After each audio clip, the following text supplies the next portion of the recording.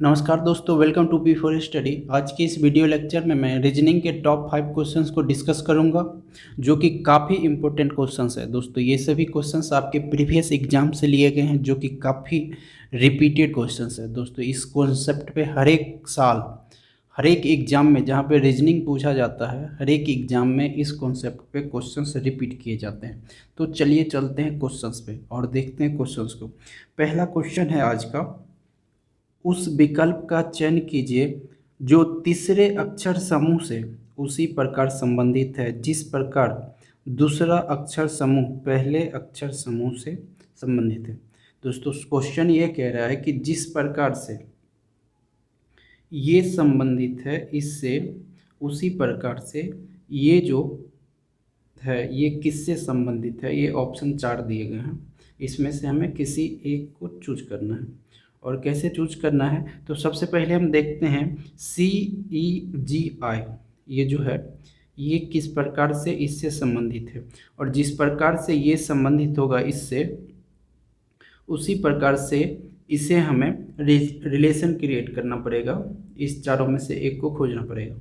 तो देखते हैं क्वेश्चंस को। सबसे पहले मैं बोर्ड साफ कर देता हूँ और फ्रेश देखते हैं। यहाँ पे देखिए, अगर आपको ABCD का सीरियल नंबर पता होगा तो आप काफ़ी इजी वे में इसे समझ सकते हैं और काफ़ी इजी वे में इस प्रकार के क्वेश्चंस को आप सॉल्व कर पाएंगे एग्जाम हॉल में। तो यहाँ पे देखिए, सी ABCD में तीसरे स्थान पे आता है, यानी कि सी का सीरियल नंबर कितना होता है, 3।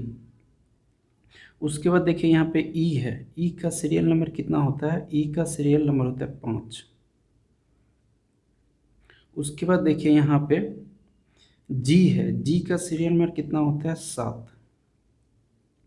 और आई है, चौथा नंबर में क्या है, आई, और आई का सीरियल नंबर कितना होता है, 9। यहाँ पे इसी प्रकार से यहाँ लिख लेते हैं ए का सीरियल नंबर कितना है, ए का सीरियल नंबर होता है 1। जी का सीरियल नंबर होता है 7।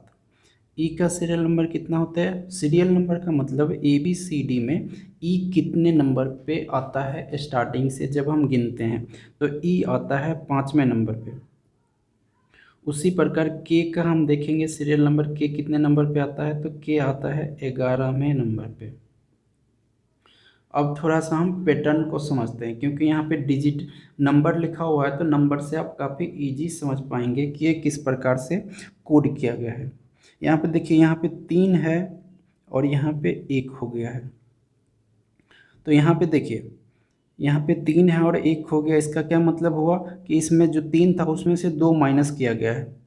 तो यहाँ पे हम क्या करेंगे, यहाँ पे डी है, डी का सीरियल नंबर कितना होता है, डी का सीरियल नंबर होता है 4। तो 4 में से यहाँ पे 3 में से 2 घटाया गया है, तो 4 में से 2 घटा देंगे तो यहाँ पे कितना हो जाएगा, 2। उसी प्रकार देखिए यहाँ पे है 5 और इधर देखिए इसका दूसरा यहाँ पे है 7। 5 था, इधर का ये जो दूसरा है और इधर का दूसरा में कंपेयर करना है। तो देखिए यहाँ पे 5 था और 7 हो गया। इसका क्या मतलब हुआ कि इसमें 2 ऐड कर दिया गया, यानी कि जोड़ा गया है। तो पहला यहाँ पे डी था, दूसरा क्या है, एफ। एफ का सीरियल नंबर कितना होता है, एफ का सीरियल नंबर होता है 6। और 6 यहाँ पे हम क्या करेंगे, यहाँ पे 2, 5 था तो 7 हुआ, यानी कि 2 जोड़ा है। तो यहाँ पे हम क्या करेंगे, 6 है तो 6 में 2 जोड़ देंगे तो कितना हो जाएगा, 8। यहाँ पे मैं नंबर लिख रहा हूँ, लास्ट में क्या करूँगा, उसके बाद ABCD में इसको ABCD के लेटर में कन्वर्ट कर देंगे, यानी कि बदल देंगे। उसके बाद देखिए तीसरे नंबर पे यहाँ पे जी, जी कितना है, 7। यहाँ पे 7 था और इधर का तीसरा नंबर देखिए यहाँ पे ई है और तीसरा नंबर में क्या है, 5। यहाँ पे 7 था और 5 हो गया। इसका मतलब क्या हुआ कि 2 माइनस किया गया है, 7 में से 2 जाएगा तभी तो यहाँ पे 5 बचेगा। तो यहाँ भी हम क्या कर देंगे, यहाँ पे इसका तीसरा लेटर उठाएंगे, 8 होता है तीसरा। एच का सीरियल नंबर कितना होता है, 8। और 8 में से 2 हम घटाएंगे तो कितना हो जाएगा, 6। उसी प्रकार ये आई को देख लेंगे, इधर का आई, आई कितने नंबर पे आ रहा है, 9। इधर का देखिए लास्ट में क्या है, के हो गया 11। 9 था और 11 हुआ, यानी कि 2 बढ़ा है। इधर देख लेंगे जे का सीरियल नंबर कितना होता है, 10। और यहाँ पे 2 क्या हुआ, बढ़ा है, तो यहाँ भी क्या कर देंगे, 2 बढ़ाएंगे तो 10 में 2 जोड़ देंगे तो कितना हो जाएगा, 12। आशा करते हैं पैटर्न आपको समझ आया होगा। यहाँ पे देखिए पहले क्या हुआ, 2 माइनस किया गया है, फिर 2 बढ़ा जोड़ा गया, फिर 2 माइनस किया गया और फिर क्या हुआ, 2 जोड़ा गया। इसी प्रकार यहाँ पे हमने इसको जिस प्रकार से ये कोड किया गया था या जिस प्रकार से ये रिलेशन क्रिएट किया गया था उसी प्रकार से हमने क्या किया, इसको रिलेशन क्रिएट किया। और रिलेशन क्रिएट करने के बाद हमारा ये नंबर आया। नंबर को हम क्या करते हैं, कन्वर्ट करते हैं क्या चीज़ में, लेटर में। तो 2 ABCD में दूसरा लेटर को क्या बोलते हैं, बी का सीरियल नंबर कितना होता है, 2। H का सीरियल नंबर कितना होता है, 8। तो यहाँ पे 8 है तो हम 8 की जगह H लिखेंगे। 6 का सीरियल नंबर यानी कि F का सीरियल नंबर कितना होता है, 6। तो 6 की जगह हम F लिखेंगे। और L क्या होता है, 12। L ABCD में स्टार्टिंग से हम जोड़ेंगे तो 12वें नंबर पे L आएगा। तो हमारा जो लेटर निकल के आता है वो क्या आता है, BHFL। यानी कि जिस प्रकार से CEGL इससे संबंधित था उसी प्रकार से DFHG किससे संबंधित है, BHFL के। ऑप्शन चेक कर लेते हैं। तो BHFL यहाँ पे देखिए ऑप्शन नंबर डी में हमें दिख रहा है BHFL। तो इसका करेक्ट आंसर होगा आंसर नंबर डी। आशा करते हैं आपको समझ आया होगा। चलिए चलते हैं नेक्स्ट क्वेश्चन पे। नेक्स्ट क्वेश्चन है क्वेश्चन नंबर 2। क्वेश्चन 2 है, दिए गए विकल्पों में उस शब्द युग्म का चयन कीजिए जिसके दोनों शब्द आपस में उसी प्रकार संबंधित है जिस प्रकार नीचे लिखे गए शब्द युग्म के शब्द आपस में संबंधित हैं। क्वेश्चन ये कह रहा है कि जिस प्रकार पुस्तक और ज्ञान कोश क्या है, एक दूसरे से संबंधित है, उसी प्रकार से ये जो ऑप्शन 4 दिए गए हैं सिमिलर ऑप्शन को क्या करना है, चूज करना है। तो यहाँ पे हम पहले ये देखते हैं कि पुस्तक और ज्ञान कोश एक दूसरे से किस प्रकार से संबंधित है। देखिए पुस्तक क्या मतलब क्या हुआ, बुक, और ज्ञान कोश मतलब एनसाइक्लोपीडिया, यानी कि क्या होता है, ये भी एक प्रकार का ज्ञान कोश क्या होता है, ये भी एक प्रकार का बुक होता है। उसी प्रकार ऑप्शन ए को देखते हैं। तो ऑप्शन 1 में लिखा हुआ है सरीसृप और अजगर। सरीसृप और अजगर, जिस प्रकार अजगर क्या होता है, रेंग के चलने वाला जीव होता है, उसी प्रकार क्या होता है सरीसृप यानी कि सांप होता है। तो ये दोनों क्या है, एक दूसरे से सिमिलर है। दोनों क्या है, रेंग के चलने वाला जीव है और दोनों का जो नेचर होता है वो भी क्या है, सेम होता है। तो इसका करेक्ट आंसर क्या हो जाएगा, आंसर नंबर ए। अगर मैं ऑप्शन बी का बात करूं तो बी बोल रहा है कि फर्नीचर और लकड़ी की सहायता से फर्नीचर बनाया जाता है। यानी कि ये दोनों क्या है, सिमिलर नहीं है। किसके सिमिलर नहीं है, बुक और ज्ञान कोश के क्या है, सिमिलर नहीं है। उसी प्रकार टेनिस और बॉल क्या है, एक दूसरे टेनिस से बॉल खेला जाता है, यानी कि एक प्रकार का क्या है, खेल है। लेकिन बुक और ज्ञान कोश से इसका कोई रिलेशन नहीं बनता है। वृक्ष और वन, ये भी क्या है, ऑप्शन गलत है। इसका करेक्ट आंसर क्या हो जाएगा, आंसर नंबर ए। चलिए नेक्स्ट क्वेश्चन पे चलते हैं। नेक्स्ट क्वेश्चन कह रहा है कि निम्नलिखित प्रश्न दिए गए विकल्पों में से विषम संख्या को चुनिए। यहाँ पे विषम संख्या का मतलब क्या है कि ये जो 4 ऑप्शन दिए गए हैं, ये चारों ऑप्शन में से कोई एक क्या होगा, अलग होगा, यानी कि अलग नेचर को फॉलो कर रहा होगा। यहाँ पे विषम का ये मतलब नहीं है, क्योंकि बचपन में हम लोग पढ़ते थे 2, 4, 6 ये क्या है, सम संख्या है, और 3, 5, 7 ये विषम संख्या है। यहाँ पे ये विषम का मतलब ये नहीं है।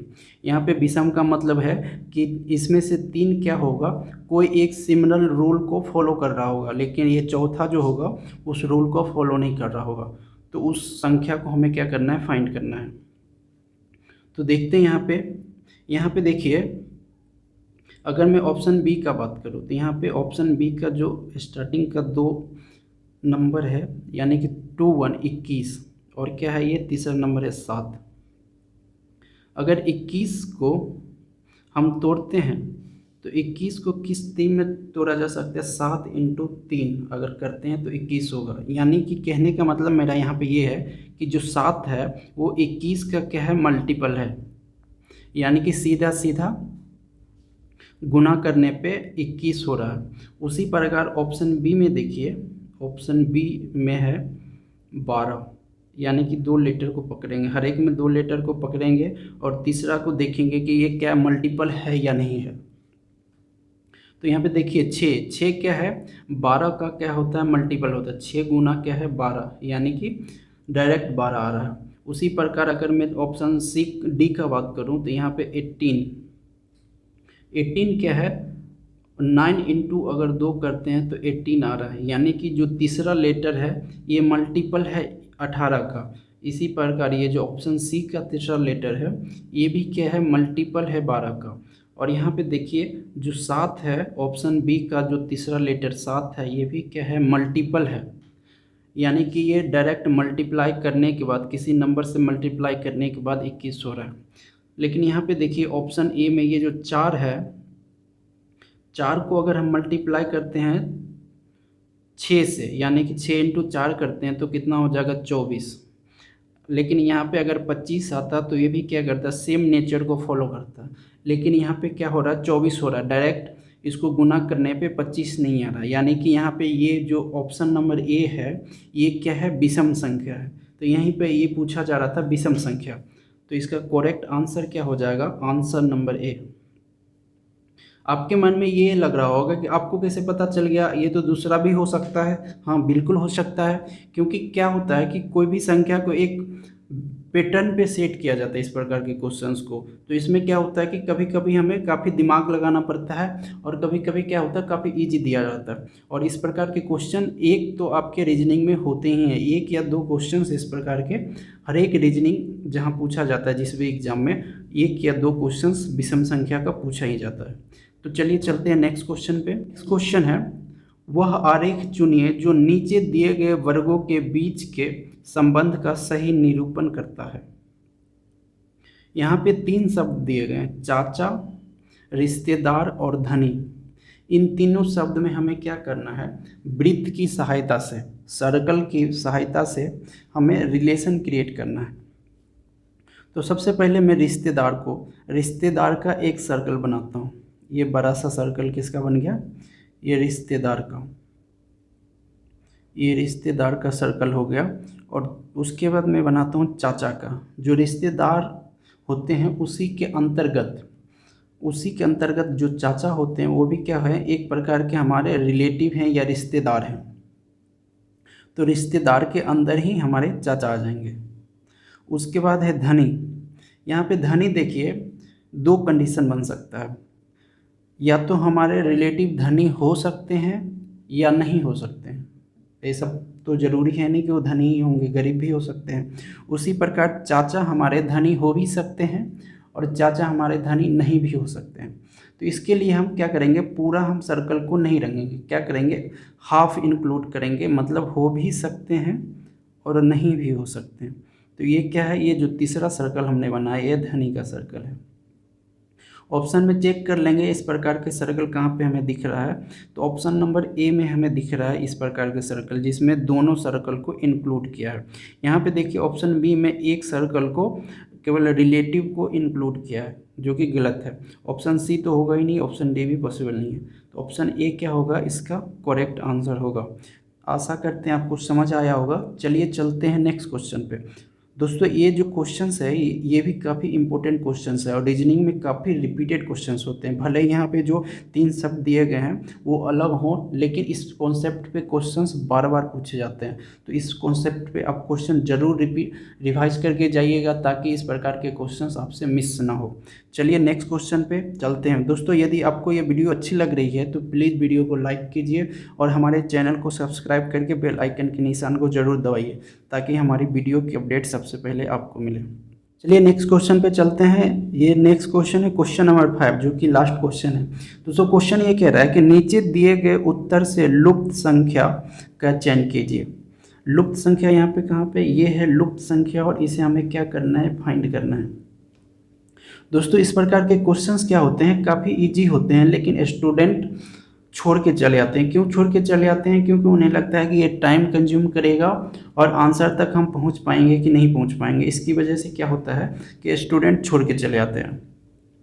ये काफ़ी इजी होते हैं, मैं काफ़ी इजी तरीका बताऊंगा जिसकी थ्रू आप क्या कर सकते हैं, आंसर तक पहुंच सकते हैं। तो देखिए सबसे पहले हम क्या करेंगे, या तो हम रो वाइज चलेंगे इस क्वेश्चंस में, ये हो गया रो वाइज, या तो हम कॉलम वाइज चलेंगे। और उसके बाद एक दूसरी बात हमें ये ध्यान देना है कि कहाँ किस तरफ बड़ी संख्या लिखा हो। यहाँ पे देखिए बड़ी संख्या कहाँ पे, ये देखिए ये है बड़ी संख्या, ये है बड़ी संख्या और ये है बड़ी संख्या। हमें बड़ी संख्या पे फोकस करना है, क्योंकि हमें वहीं से पता चलेगा कि ये नंबर को किस प्रकार करने से ये संख्या लाया जा सकता है। तो यहाँ पे हम रो वाइज नहीं चलेंगे। क्यों नहीं रो वाइज चलेंगे, क्योंकि इधर हमें बड़ी संख्या तो दिख नहीं रहा है। जिधर हमें बड़ी संख्या दिखेगा हम ज़्यादा कोशिश करेंगे कि उधर ही चले और ये संख्या को किस प्रकार लाया जा सकता है ये सोचेंगे। तो यहाँ पे हम सोचते हैं कि 49 को किस प्रकार लाया जा सकता है। ये देखिए यहाँ पे 4 है और यहाँ पे 2 है, यदि हम दोनों को जोड़ते हैं तो कितना हो जाएगा 6, और 6 में अगर हम 1 ऐड करते हैं तो कितना हो जाएगा 7। और ये जो 7 आया, यानी कि ये तीनों को जोड़ने के बाद 2, 4 और 1 तीनों को जोड़ेंगे तो कितना हो जाएगा 7। अगर हम 7 का स्क्वायर करते हैं, तीनों को जोड़ के स्क्वायर करते हैं तो कितना हो जाएगा, 7 का स्क्वायर होता है 49, और यहाँ पे ये 49 लिखा हुआ है। इसी प्रकार हम ये जो दूसरा कॉलम है इसमें देखते हैं कि ये रूल को फॉलो कर रहा है। अगर ये रूल को फॉलो करेगा तो अब अगला में भी ये जो तीसरा कॉलम है इसमें भी क्या करेंगे, सेम रूल को अप्लाई कर देंगे, और वहाँ से हमें क्या होगा, मेरा आंसर निकल जाएगा। तो यहाँ पे देखिए यहाँ पे 4 है, 2 है और 2 है, 2 और 2 कितना हो जाएगा 4, और 4 कितना हो जाएगा 8, और 8 का हम क्या कर देंगे, स्क्वायर कर देंगे। तो 8 का स्क्वायर कितना हो जाएगा 64, और 64 देखिए यहाँ पे लिखा हुआ है, यानी कि हमने जिस रूल को लगाया है वो रूल को ये फॉलो कर रहा है। तो उसी प्रकार हम यहाँ भी क्या करेंगे, उसी रूल को अप्लाई करेंगे। यहाँ पे देखिए यहाँ पे 5 और यहाँ पे 3, 5 और 3 कितना हो जाएगा 8, लेकिन यहाँ पे हमें 169 लाना है। 169 किसका स्क्वायर होता है, 169 होता है 13 का स्क्वायर। आशा करते हैं आपको ये आ रहा होगा।